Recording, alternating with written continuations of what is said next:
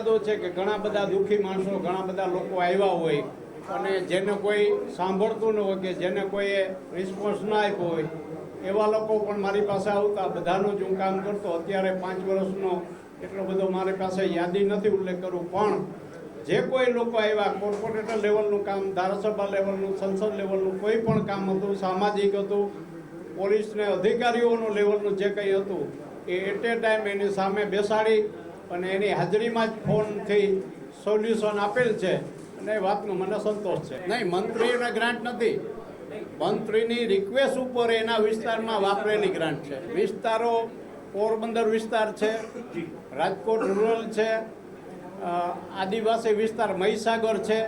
આવા અલગ અલગ વિસ્તારમાં મુખ્યત્વે શિક્ષણ, આરોગ્ય માટે ક્યાંય એમ્બ્યુલન્સ આપી છે, આરોગ્યની અમુક ગ્રાન્ટો ફાળવી છે અને અમુક શિક્ષણ માટે ફાળવી છે. મુખ્યત્વે એ જ છે કે આ ઇન્ફ્રાસ્ટ્રક્ચર છે, રોડ રસ્તાનું છે.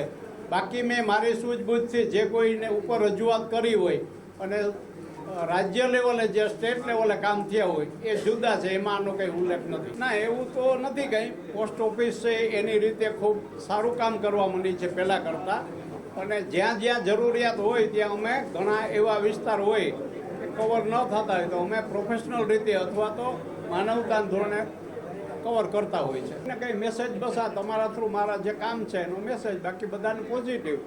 સૌનો આભાર, સૌએ સહકાર આપ્યો. મેં રાજ્યસભા મારી ફેરવેલ સ્પીચ હતી એમાં પણ કીધું કે રાજકોટના, પોરબંદરના જે કાર્યકરોએ અને મારા કુરિયરના જે બધા સાથી મિત્રો છે લગભગ 20,000, એ લોકોએ મને કામની મોકળાશ આપી. એ બધા સૌનો આભાર માન્યો.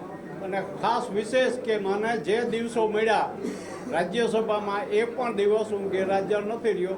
100% મારી હાજરી છે, એ સૌથી મોટી મારી રીતે સિદ્ધિ ગણાય. એવું હોય છે કે રાજ્યસભાના સભ્યોને બહુ સિનિયર કે મિનિસ્ટર લેવલના હોય એને રિપીટ કરતા હોય છે, બાકી બધાને એક વખત તક આપે છે. અને મને એક વખત જે તક મળી એ હું શીર્ષ નેતૃત્વનો, વડાપ્રધાનશ્રીનો, મોદી સાહેબનો, આપણા વિજયભાઈનો, અહીંયા જે તે વખતે જે ચયનમાં હતા, સૌનો આભાર માનું.